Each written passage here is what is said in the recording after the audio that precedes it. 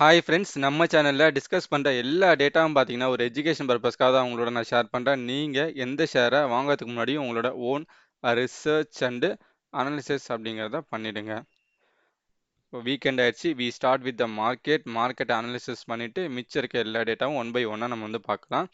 Nifty Nifty வந்து பார்த்தோன்னா இந்த 5 நாளில் ஒரு மிகப்பெரிய ப்ளே அப்படின்னு பண்ணிடுச்சு.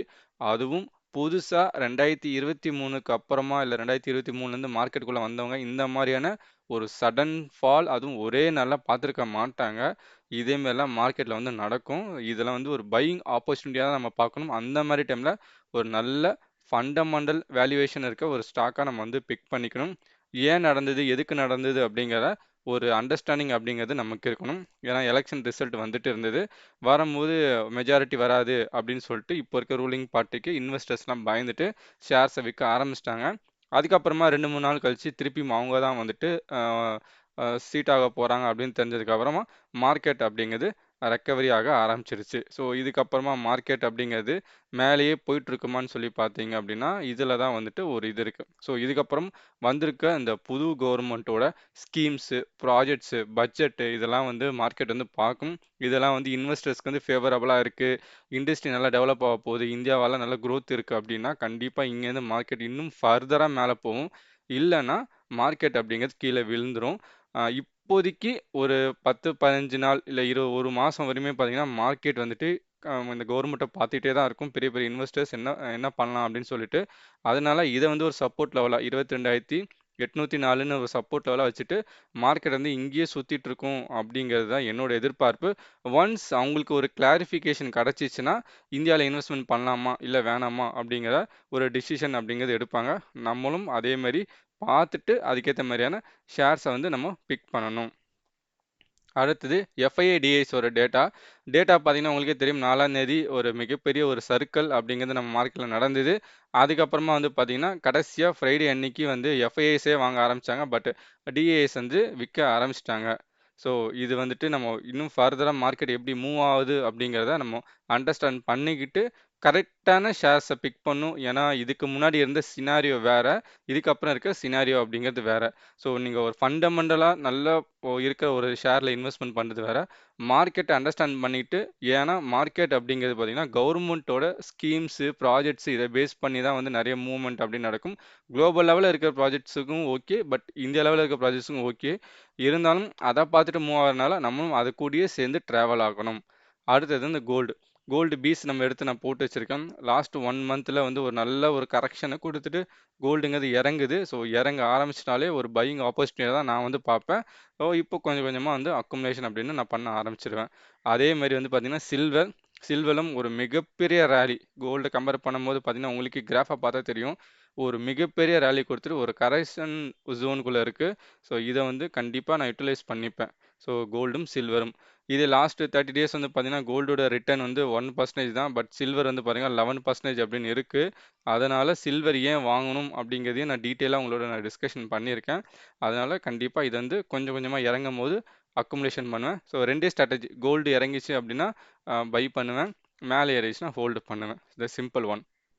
நெக்ஸ்ட் வந்து டாப் கெய்னர்ஸ் லாஸ்ட் 5 நாளில் வந்து பார்த்தீங்கன்னா பேக் டு ஐடி ஸ்டாக்ஸ் அப்படிங்கிற மாதிரி வந்திருக்கு. டெக் மகேந்திரா, விப்ரோ, இன்ஃபோசிஸ், ஹெச்சிஎல் இதெல்லாம் வந்துருச்சு. அதுவும் வந்து பார்த்தீங்கன்னா நல்ல ரேலி லாஸ்ட் 2 நாளாக வந்து பார்த்துருப்பீங்க. 10-15% நல்ல ரேலி அப்படின்னு கொடுத்துருச்சு. இது இன்னும் ஃபர்தராக இந்த மாதிரி மூவ் ஆகுதுன்னு பார்த்துட்டு இதில் இருக்க நல்ல ஸ்டாக்ஸ் எல்லாத்தையும் பிக் பண்ணலாம் அப்படிங்கிறது என்னோட ஐடியா. அதேமாதிரி டாப் லூசர்ஸ் வந்து பார்த்தீங்கன்னா அந்த ஆயில் இண்டஸ்ட்ரிக்கான சில ஷேர்ஸு பிபிசிஎல், அப்புறம் ஓஎன்ஜிசி, அப்புறம் கோல் இந்தியா, இந்தமாதிரி பிஎஸ்யூ ஸ்டாக்ஸ் எல்லாமே நல்ல கீழே விழ ஆரம்பிச்சிருக்கு. அதேமாரி வந்துட்டு 52 வீக் ஐ அப்படின்னு நீங்கள் சொல்லி பார்த்தீங்க அப்படின்னா எந்தெந்த ஷேர்னு பார்த்தீங்கன்னா அதில் முக்கியமான ஷேர் வந்து டாடா ஸ்டீல். இதை நம்ம ரொம்ப நாளாக லாங் டேர்முக்கு அப்படின்னு யூஸ் பண்ணிட்டு இருக்கோம். அதனால் இந்த ஷேர் வந்து பார்த்தீங்கன்னா ஒரு நல்ல ரிட்டர்ன் அப்படிங்கிறத கொடுத்துருக்கு. 52 வீக் லோ அப்படின்னு சொல்லும் போது பெரிய லெவலில் எந்த ஷேர்ஸும் வந்து இப்போதைக்கு ஃபால் அப்படிங்கிறத பார்க்கல. அடுத்தது இப்போ ரீசெண்டாக அடுத்த வாரம் வரப்போகிற ஒரு ஐபிஓ வந்து பார்த்தீங்கன்னா இசிசி கோ அப்படின்னு சொல்லிட்டு ஒரு ஐபிஓ. இதை வந்துட்டு பிஸ்னஸ் வந்து சிம்பிளா பார்க்கலாம். ஆன்லைன் டிராவல் ஏஜென்சியான ஒரு பிஸ்னஸ். இந்த பிஸ்னஸ்ல வந்து ஏகப்பட்ட பேர் இப்ப புதுசா நெறைய பேர் உள்ள வந்துட்டாங்க. ஏகப்பட்ட காம்படிஷன், ரெவென்யூவும் வந்து கம்மியா இருக்க ஒரு பிஸ்னஸு. அதனால இந்த ஐபிஓவ நான் அவாய்ட் பண்ணலான்னு இருக்கேன். இது மட்டும் இல்லாத ஒரு ரீசன் இல்ல. இவங்களோட நெட் ப்ராஃபிட் வந்து பார்த்தீங்க அப்படின்னா, ஒரு 23,00,00,000 20,00,00,000 தான். ரொம்ப கம்மி. ஒரு ஒரு குவார்ட்டருக்கும் ஒரு 5லேருந்து 10 கோடிகள தான் சம்பாதிக்கிறாங்க. இதெல்லாம் எப்ப வேணாலும் திடீர்னு வந்துட்டு மைனஸ் ஆகறதுக்கு வாய்ப்பு இருக்கு. இதே வந்து பார்த்தீங்கன்னா, 2022ல அவங்களுக்கு வந்து ப்ராஃபிட் அப்படிங்கிறது பெருசா வரல. கிரே மார்க்கெட்லயும் பெரிய லெவல்ல வந்துட்டு இந்த ஐபிஓ அப்படிங்கிறது ஏறல. ஸோ, அதனால இந்த ஐபிஓவ நான் வந்து அவாய்ட் பண்ணலாம் அப்படின்னு சொல்லிட்டு முடிவு பண்ணி வச்சிருக்கேன். அடுத்தது டேட்டாஸ்லாம் பார்க்கறதுக்கு முன்னாடி, உங்களுக்கு இந்த மாரி டேட்டாஸ்லாம் தேவைப்பட்டுச்சுனா நம்ம சேனல சப்ஸ்கிரைப் பண்ணுங்க. இது வந்து எனக்கு ஒரு மோட்டிவேஷனாவும், உங்களுக்கு இந்த மாரியான டேட்டாஸ்லாம் உங்க கையில இருக்க மொபைல் ஃபோனுக்கே வந்து சேரும். இந்த வாரம் எது உங்களோட நான் ஷேர் பண்ணணும் அப்படின்னு சொல்லி பார்த்தீங்கன்னா, ஷார்ட் டேர்மோட ஷேர்ஸ். இந்த ஷார்ட் டேர்ம் ஷேர்ஸ் அப்படிங்கிறது வந்து பார்த்தீங்க, அப்பப்போ நான் எடுப்பேன். எனக்கு வந்து என்னோட ரெக்யூர்மென்ட் வந்து ஃபுல்ஃபில் ஆகணும். வாரம் வாரம் வந்துட்டு ஷார்ட் டேர்ம் ஷேர்ஸ் அப்படிங்கிறது எடுக்க முடியாது. இதுக்கு வந்து நெறைய கேட்டகரி அப்படிங்கிறது என் சைடுல நான் வச்சிருக்கேன். பிசினஸ், ஃபண்டமெண்டலு, ஜியோ பொலிட்டிக்கலு, கவர்மெண்ட்ல இருக்க ப்ராஜெக்ட்ஸு, எத பேஸ் பண்ணி போகுது, இன்வெஸ்டரோட ஐடியாலஜி அதுமாரி ஏகப்பட்டது இருக்கு. அத பொறுத்துட்டு அதெல்லாம் எனக்கு ஃபுல்ஃபில் பண்ணிருச்சு அப்படின்னா, கண்டிப்பா அந்த ஷேர வந்து நான் எடுப்பேன். மினிமமே ரிட்டர்ன்ஸ் வந்து நீங்க பார்த்துருப்பீங்க. நெறைய வாட்டி உங்களுக்கு நான் வந்து டிஸ்கஷன் பண்ணிருப்பேன். 30லேருந்து 50 இல்ல 100% அப்படிங்கிறது ஷார்ட் டேர்ம்லயே வந்துட்டு நெறைய வாட்டி நம்ம ஷேர்ஸ பேசியிருக்கோம். அந்த ரிட்டர்ன்ஸும் அப்படிங்கிறது எடுத்திருக்கோம். அந்த வகையில வந்து பார்த்தீங்கன்னா, ஐஆர்எஃப்சி. ஸோ ஐஆர்எஃப்சி வந்து பார்த்தீங்கன்னா, 2 வாரத்துக்கு முன்னாடி அ நம்ம டிஸ்கஷன் அப்படிங்கிறத நம்ம பண்ணோம். அதுக்கான வீடியோவோட கிளிப்பிங் தான் இத போட்டிருக்கேன். ரூ. 200 வரையும் போகக்கூடிய ஐஆர்எஃப்சின்னு சொல்லிட்டு பேசம்போது வந்து பார்த்தீங்கன்னா, ரூ. 144க்கு உங்ககிட்ட நான் வந்து பேசியிருந்தேன். அங்கேருந்து ஷேர் வந்து ஒரு ரூ. 200 வரையும் போயிட்டு, ஒரு நல்ல ப்ராஃபிட் அப்படின்னு குடுத்துரு. அதாவது ஒரு 40%க்கான ஒரு ப்ராஃபிட் அப்படின்னு குடுத்துச்சு. அதுக்கப்புறம் ஷேர் அப்படிங்கிறது ஃபால் ஆக ஆரம்பிச்சுச்சு. இங்கே ப்ராஃபிட் புக்கிங் அப்படின்னு பண்ண ஆரம்பிச்சுட்டேன் நான் அங்கேயே. இப்போ வரையுமே வந்து பார்த்தீங்கன்னா, அது மிஸ் பண்ணியிருக்கவங்களுக்கு கண்டிப்பா 21லேருந்து 22%க்கான ஒரு ப்ராஃபிட் அப்படின்னு இருக்கும். இதுக்கப்புறம் ஐஆர்எஃப்ல இருக்கிறது வந்துட்டு இப்போதைக்கு வேண்டாம் அப்படிங்கிறது தான் என்னோட ஐடியாலஜியா இருந்தது. ஏன்னா ஓவர் வேல்யூட் ஆயிடுச்சு. இன்னொன்னு வந்து கவர்மெண்ட் வந்து ரயில்வே இன்ஃப்ரால வந்து ரொம்ப ஆர்வம் காட்டுனனால இந்த ஷேருங்கிறது வேகமா ஏறிச்சு. இதுக்கப்புறம் எப்படி நடக்க போகுதுன்னு தெரியல. அதனால எல்லா இன்வெஸ்டரும் அத மாரி யோசிச்சு தான் ப்ராஃபிட் புக்கிங் வந்து பண்ண ஆரம்பிச்சாங்க. ஆனா நம்ம இதுக்கு முன்னாடியே இது வந்து ஒரு ப்ரீ பிளான்டா நம்ம இங்க என்ட்ரி எடுத்துட்டு, இங்க வந்து ப்ராஃபிட் புக்கிங் அப்படின்னு பண்ணிட்டு, எக்ஸிட் அப்படிங்கிறது ஆகிட்டேன். அடுத்த ஒரு ஷேர் வந்து பார்த்தீங்கன்னா, நியூஜென் சாஃப்ட்வேர். இத வந்துட்டு ஒரு 5 டூ 6 மந்த்துக்கு முன்னாடி உங்களோட டிஸ்கஷன் அப்படின்னு பண்ணியிருந்தேன். அந்த வீடியோட கிளிப்பிங் தான் இது. அதுக்கப்புறம் ஸ்ப்ளிட் அப்படிலாம் வந்து இந்த ஷேர்ல வந்து நடந்துருச்சு. ஐடி ஷேரே வந்து எல்லாமே டவுன்ல இருக்கும்போது, அதுல கொஞ்சம் நல்ல ப்ராஃபிட் ஏர்ன் பண்ணிட்டு இருக்க ஒரு ஷேர் தான் வந்து நியூஜென் சாஃப்ட்வேர். ஒரு நல்ல ஒரு ஃபண்டமெண்டலா இருக்க ஷேரு. இது வந்து பார்த்தீங்கன்னா, ஆல்மோஸ்ட் இப்போதைக்கு வரையும் பார்த்தீங்கன்னா, ஒரு 20% அப்படின்னு வந்து வந்திருக்கு. அ இது வந்துட்டு ஒரு நல்ல ரிட்டர்ன் குடுத்துருக்கனால, இத வந்து அப்படியே நான் ஹோல்ட் பண்ணிட்டு இருக்கேன். இன்னும் பார்க்கலாம். மத்த ஐடிஸ்லாம் கம்பேர் பண்ணும்போது, நியூஜென் வந்துட்டு ஃபண்டமெண்டலா நல்லா இருக்கு. நல்ல ரிட்டர்னும் குடுத்துருக்கு. ரிட்டர்ன் மீன்ஸ் ப்ராஃபிட்டும் நல்லா ஏர்ன் பண்ணிட்டு இருக்காங்க. அதனால ஃபர்தரா மேல போவும் அப்படிங்கிறது என்னோட எதிர்பார்ப்பு. இதையும் உங்களோட நான் முன்னாடி ஒரு வாட்டி டிஸ்கஷன் அப்படின்னு பண்ணியிருந்தேன். அடுத்தது இப்ப புதுசா ஒரு ஷேர் என்ன ஷார்ட் டெர்முக்கு ஃபோக்கஸ் பண்றேன் அப்படின்னா, கேபிஐடி டெக்னாலஜிஸ். இந்த ஷேர பார்த்தீங்க அப்படின்னா, டெக்னிக்கலா ஃபர்ஸ்ட்டு பார்த்தோம் அப்படின்னா, ஷேர் நல்லா ராலி ஆயிட்டு, இப்போ ஒரு கன்சாலிடேஷன் ஜோன்ல வந்து உள்ள இருக்கு. ஸோ, அதனால இந்த ஜோன யூஸ் பண்ணிட்டு கொஞ்சம் அக்குமுலேஷன் பண்ணலாம் அப்படிங்கிறது என்னோட ஐடியாலஜி. இதுல ஸ்டாப் லாஸ் அப்படிங்கிறது ரூ. 1326 அப்படிங்கிறது வச்சிருக்கேன். எப்பவுமே ஒரு ஸ்கிரிப்ட் எடுத்து நான் ஃபர்ஸ்ட்டு பார்த்தேன்னா, நான் ஃபர்ஸ்ட்டு வந்து பிளான் பண்ணது அது லாஸ் எவ்வளோ வரும் அப்படின்னு சொல்லிட்டு.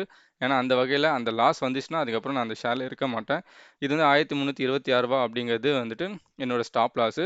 இந்த ஷேர் இங்க வாங்க ஆரம்பிச்சாலும், இது கீழ போச்சுன்னா, இது எல்லாமே என்னோட அக்குமுலேஷன் பாயிண்ட்டா நான் வச்சுப்பேன். மேல ஏறிச்சு அப்படின்னா, பேசாம ஹோல்டு மட்டும் தான் நான் பண்ணிட்டு இருப்பேன். ஒன்ஸ் இந்த டார்கெட்ட ரீச் பண்ணதுக்கு அப்புறமா, ப்ராஃபிட் அப்படிங்கிறது கொஞ்சம் புக் பண்ணிட்டு, இல்ல அதேமாரி ட்ரைலிங் ஸ்டாப் லாஸ் அப்படிங்கிறத நான் ஃபாலோ பண்ண ஆரம்பிச்சுருவேன். ஏன் பர்ட்டிகுலரா கேபிஐடி டெக்னாலஜி வெறும் டெக்னிக்கல் ரிக்வயர்மென்ட் தான் மட்டும் வச்சு எடுத்தோமா அப்படின்னு சொல்லி கேட்டீங்கன்னா, அது மட்டும் கிடையாது. இது வந்து ஃபண்டமெண்டலா ஒரு நல்ல ஷேர். அது மட்டும் இல்லாம ஈவி வெஹிக்கிளுக்கான டெக்னாலஜிஸ் ப்ரொவைட் பண்ணக்கூடிய ஒரு ஷேர். இல்ல இப்போதைக்கு பெரிய லெவல்ல இருக்கிறதுன்னு பார்த்தீங்கன்னா, டாடா டெக்னாலஜியும், கேபிஐடி டெக்னாலஜி தான் வந்து இருக்காங்க. அதுல வந்து பார்த்தீங்கன்னா, கேபிஐடி டெக்னாலஜி தான் வந்துட்டு ஒரு நல்ல ஏர்னிங்ஸ் அப்படின்னு குடுத்துட்டு இருக்காங்க. அவங்களோட இபிஎஸ்ஸ பார்த்தீங்கன்னா நல்லா தெரியும். ஒவ்வொரு வருஷமும் அவங்களோட இபிஎஸ் அப்படிங்கிறது ஒவ்வொரு குவார்ட்டர்லயுமே நல்லா ஏறிட்டே போயிட்டு இருக்கு. மார்க்கெட் பிரைஸ் மட்டும் இப்போ கொஞ்சம் கரெக்ஷன் ஆயிருக்கு. ஸோ இது ஒரு ஒன் ஆஃப் த ரீசனா நான் வந்து பார்த்தேன். அது மட்டும் இல்லாம ஒவ்வொரு வருஷமும் அவங்களோட குரோத் பாருங்க. 55 கோடியில இருந்தவங்க இன்னைக்கு 599 கோடி அப்படிங்கிற அளவுக்கு வந்து இந்த ப்ராஃபிட் அப்படின்னு வளர்ந்திருக்கு. அதனால ஈவி பூம் ஆயிடுச்சுன்னா இந்த ஷேரும் இன்னும் நல்லா மேலே ஏறும் அப்படிங்கிறது என்னோட எதிர்பார்ப்பு. ஸோ இதெல்லாம் வந்து ஃபண்டமெண்டலாவும் பிஸ்னஸாவும் ஓரளவு டெக்னிக்கலாவும் என்னை ஃபுல்ஃபில் பண்ணதுனால இந்த ஷேர் அப்படிங்கிறத நான் கன்சிடர் பண்ணிட்டு இருக்கேன். அடுத்தது சில முக்கியமான நியூஸஸ் மட்டும் உங்களுக்கு எடுத்து வச்சிருக்கேன். ஒன்று வந்து பார்த்தீங்கன்னா டாடா கெமிக்கல்ஸ் இதுக்கு வந்து பார்த்தீங்கன்னா டவுன்கிரேட் அப்படின்னு கொடுத்துருக்காங்க 843 இதுக்கான ரீசன் என்னன்னு சொல்லி பார்த்தீங்கன்னா யூரோப்பில் இருக்க ஒரு கோர்ட் வந்துட்டு 1.1 மில்லியன் யூரோ அப்படின்னு வந்து ஒரு ஃபைன் கொடுத்துருக்காங்க. ஏன்னா 2016 ஒரு இன்சிடென்ட் நடந்து அதில் ஒருத்தர் வந்து இறந்துட்டார். அதுக்கான ஒரு ஃபைன் அப்படின்னு கொடுத்துருக்காங்க. இதனால வந்துட்டு இந்த ஷேர் வந்து டவுன்கிரேட் பண்ணியிருக்காங்க. இது வந்துட்டு ஒரு மிகப்பெரிய இம்பாக்ட் கிரியேட் பண்ணுமான்னு கேட்டிங்கன்னா இப்போதைக்கு பண்ணும். பட் இதுலேருந்துலாம் டாடா கெமிக்கல்ஸ் வந்து ரெக்கவரி ஆகிடும் அப்படிங்கிறது தான் என்னோட நம்பிக்கை. 843 கிடைச்சிது அப்படின்னா கண்டிப்பாக வந்துட்டு கன்சிடர் பண்ண வேண்டிய ஒரு குவாலிட்டியான ஸ்டாக்கு தான் டாடா கெமிக்கல்ஸ். அடுத்தது வந்து பார்த்தீங்கன்னா ஹெரிட்டேஜ் ஃபுட்ஸ் வந்துட்டு ஒரே நாளில் வந்துட்டு 10% ஏறிச்சு. பட் ரீசன்ட் 5 டேஸில் பார்த்தீங்கன்னா ஒரு 30% மேலே ரிட்டர்ன் தந்துச்சு. அதுக்கான ரீசன் வந்து பார்த்தீங்கன்னா இந்த தெலுங்கு தேசம் பார்ட்டியோட லீடர்ஸ் சந்திரபாபு நாயுடு அங்கே வின் பண்ணதுனால இந்த ஷேர் அப்படின்னு ஏற ஆரம்பிச்சிச்சு. ஏன்னா இதோட மேனுஃபேக்சரர் யாருன்னு பார்த்தீங்க அப்படின்னா புவனேஸ்வரி லோகேஷ் அப்படிங்கிற அவங்க ஒய்ஃப் அண்ட் சன் வந்து அதாவது சீஃப் மினிஸ்டரோட ஒய்ஃப் அண்ட் சன்னாக தான் இருக்கிறதுனால இந்த ஷேருங்கிறது ஏற ஆரம்பிச்சிருக்கு. அடுத்தது கேபிஐ கிரீன் வந்துட்டு 26.15 மெகாவாட்டுக்கான சோலார் பவர் ப்ராஜெக்ட் அப்படிங்கிறது அவங்களுக்கு கிடைச்சிருக்கு. கேபிஐ கிரீன் எனர்ஜி வந்துட்டு நம்ம ரொம்ப நாள் முன்னாடி பேசி ஒரு 6 மாதம் முன்னாடிலேருந்து பேசி அதை வாங்கி ஹோல்ட் பண்ணி அதில் வந்துட்டு நமக்கு போனஸ் கொடுத்து இப்போ திருப்பி ஸ்பிட்டுக்கு பேசிகிட்டு இருக்காங்க. நல்ல ரிட்டர்ன் அப்படிங்கிறதும் கொடுத்துச்சு. ஸோ கண்டினியூஸாக அவங்களுக்கு ஆர்டர்ஸ் அப்படிங்கிறது வரவும் ஆரம்பிச்சிருக்கு. அடுத்தது நம்மளோட ஐடிசியோட ஹோட்டல் டிமெர்ஜர் அப்படிங்கிறது வந்துட்டு கன்ஃபர்மேஷன் அப்படின்னு ஆயிடுச்சு.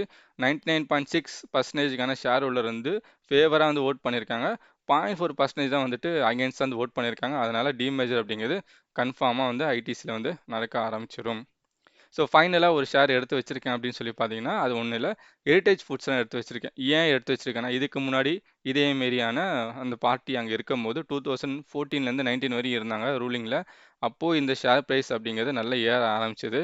ஸோ அகெயின் இப்போ திருப்பியும் வந்து ஒரு ரேலி வந்து கொடுக்க ஆரம்பிச்சிருக்கு. ஸோ அந்த ஷேருங்கிறது திருப்பி ஏறும் அப்படிங்கிறது ஒரு நம்பிக்கை. அதனால் வந்து பார்த்தீங்கன்னா ஸ்டாப் லாஸுங்கிறத ஃபஸ்ட்டு ஃபிக்ஸ் பண்ணிட்டேன். 600 அப்படிங்கிறது ஒரு ஸ்டாப் லாஸ். ஏன்னா இன்றைக்கான மார்க்கெட் ப்ரைஸ் பார்த்தீங்கன்னா 661 இருக்குது இந்த ஷேரு.